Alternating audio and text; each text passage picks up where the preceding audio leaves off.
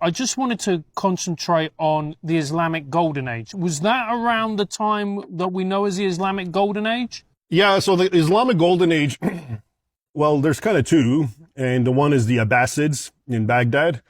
What needs to be understood about the Golden Age is this. Let me try to start it off by giving you an analogy, right?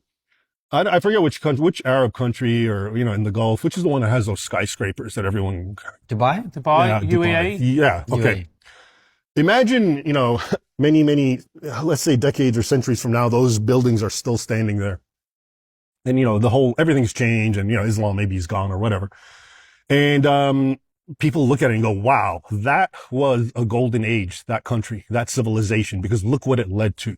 Mm-hmm. Now, we would say, well, no, I mean, they had their Islam, sure, but this is actually money and Westerners built it. Western technology, Western workers.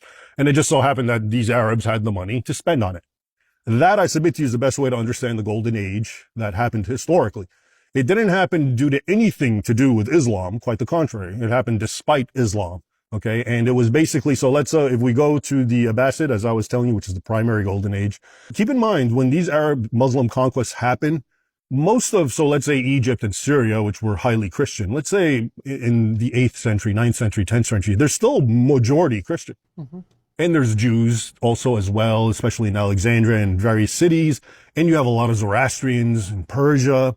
Okay, you have all these different groups who are living underneath now Islamic rule.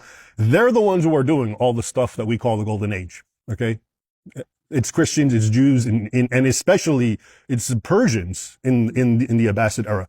And it's not because of anything special about Islam. I mean, they are literally not Muslims, and a few of them who are literally like they just converted. They're first generation converts, which means they're still primarily whatever their former religion was.